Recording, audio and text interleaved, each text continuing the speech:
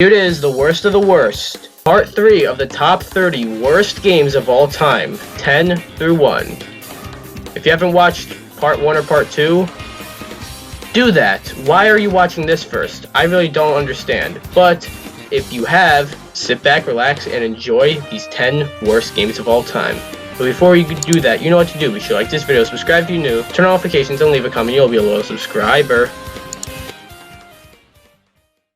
I wanted to give to you, in the last part of your notes here, the significance spiritually of the number 10. Sorry, Sonic, you get 2 games on this list. As bad as 06 was and is, I don't know why I said was, Sonic Boom is just much worse. Similar to 06, this was supposed to be a fresh, new start for Sonic, but failed miserably.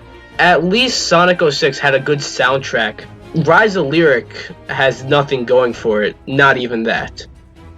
The redesigns suck too, especially Knuckles. Not to mention, there are unbelievable glitches that let you skip certain segments of the game. Also, not to be a frame rate snob or anything, but the frame rate drops significantly, and it's also at random, and it's really distracting too. The camera and the controls are stupid and annoying too, and don't even get me started on the dialogue. Another thing making Rise of Lyric worse than 06, Sonic hasn't really fully recovered from this one in the long term.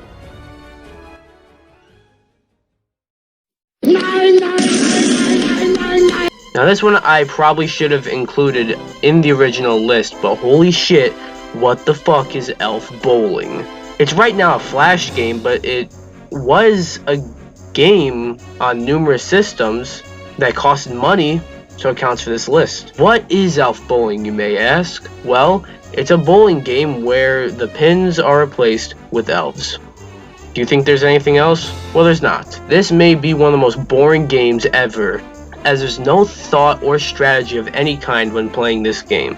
This is obviously less broken than most of the other games on this list, which is why it's not higher. But this shouldn't have been anything more than a stupid Flash game. And the fact that it's a game that costs money and is put on systems like the DS is just embarrassing. This is what you come up with. So I'm going to be giving this flavor 8.5 out of 10 scoops. I'm sure when I started this list back in part 1, you probably wondered where E.T. on the Atari would land on the list, if anywhere at all. Well, it lands at this spot at number 8, and let me explain why. This isn't the worst game ever. However, it's definitely not good. The game feels unfinished, even for the Atari. However, the game was made in a very short amount of time. However, the game was apparently so bad that the video game industry crashed. The outcome of this game and the outcome of how bad it was and how bad it did as well is really what it's remembered for. This game crashed the video game industry though, because that was an industry that couldn't handle such a bomb at the time. I know I've sort of been defending the game, but it is on here because it's very unfun and unfinished for an Atari game, and it's placed higher than it probably should, or maybe you think it probably should, due to the outcome. However, it's definitely not the worst. There are 7 games that are much worse than this one. 36. Very close, but that's not it. Let's go to Gary the Retard. What number between 2 and 4? Okay, no more defending. Oh, definitely not, because now we have another game that I should have included on my original list. That game is Dark Castle. I tried not to include games that aren't officially licensed, such as Action 52 or Hong Kong 97, because if they're unlicensed, of course they're going to be bad. However, I'm kind of surprised to find out that Dark Castle was officially licensed by Sega and Philips and whatever other system it was on. The game looks like a joke, but the controls are an even bigger joke. Navigating through the levels is a chore. At least with the other games on this list, most of them, you can Move from one spot to another, and bada boom, you moved. Dark Castle can't even give you that much, cause you'll constantly trip or run away without even doing so yourself.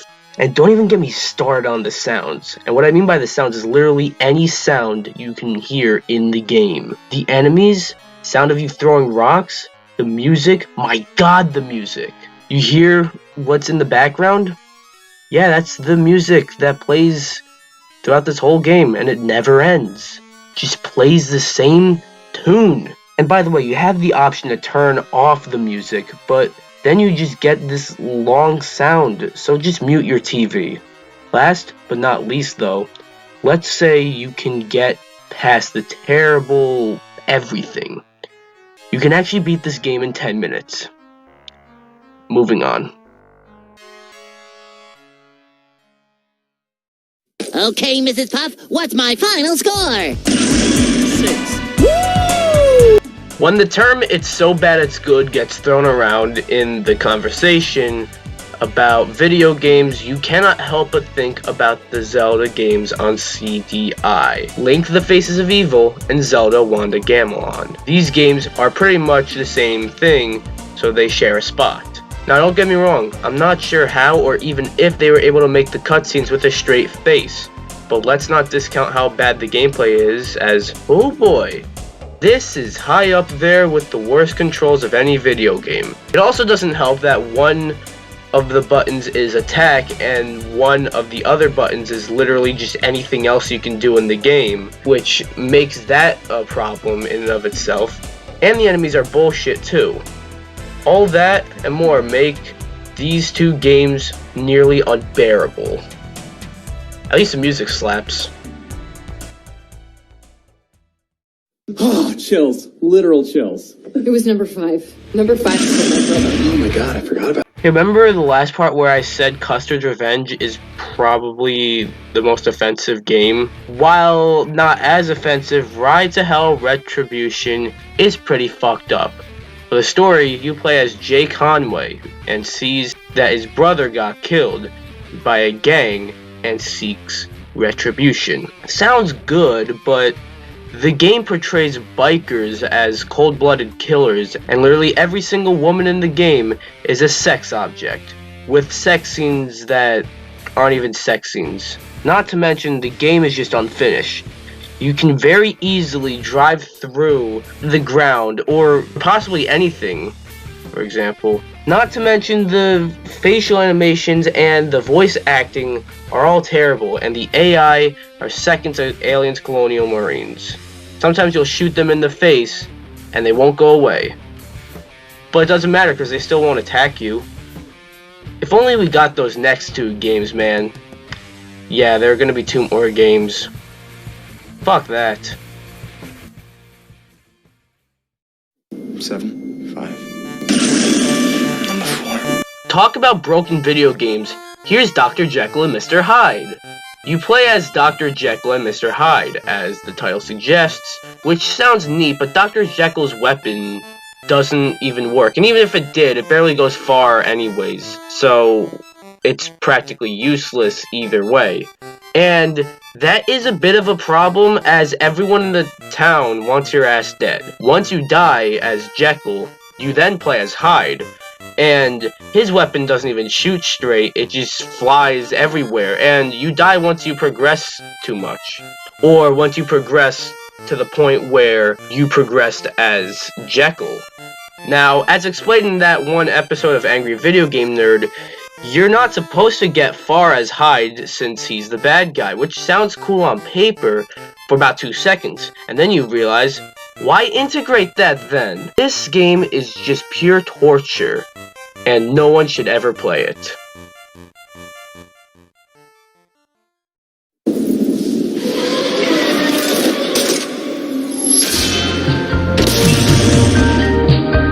There are many games on this list that I kinda struggle to call games. Those include the Guy game, Custer's Revenge, or Elf Bowling.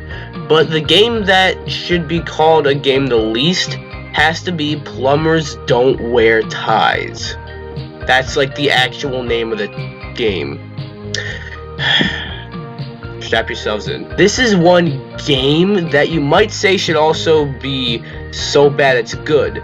But to be completely honest, I can't say that about this game, as it doesn't get the job done. You think I'm showing random pictures of random people? No, this is from Plumbers Don't Wear Ties. It claims to be FMV, or full motion video, but it's more of a slideshow with annoying filters and sound effects. On the box, it even says, plays like a game, but feels like a movie. But that's not true. It plays like a DVD menu, but it feels like a slideshow.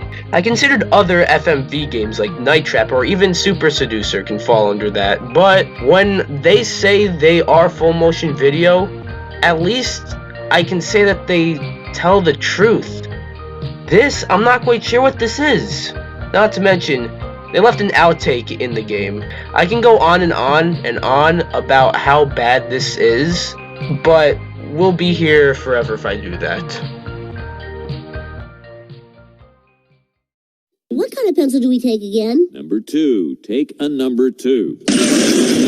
Looks like you took a big number 2. I know for a fact you expected Big Rigs Over the Road Racing, or its fan name, Off the Road Racing, to be on this list. Why is it so high, you may ask? Well, you really explore the game rather than play it, as it's probably the most unfinished game ever released. What's so unfinished about it, you may ask? Well, you can go through anything and everything. Assets are visually incomplete, you accelerate when going up a hill, your opponent vehicle doesn't move, or at least in an update it moves but stops before the finish line, so you can't lose. Going backwards for long enough makes you go fast, like really fast, so fast you actually leave the boundaries of the game, and you're a winner. How do you make a typo that fucking bad? Does that answer your question? How did this game end up being a game that got an actual physical release? I mean, the ESRB saw this and gave it a rating. How are they able to play it and think it's okay? Jeez. And the fact that this isn't number 1.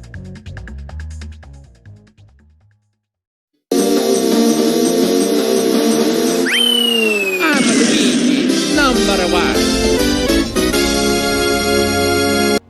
Okay. Throughout these few days and these 3 videos, we looked at some truly horrible video games.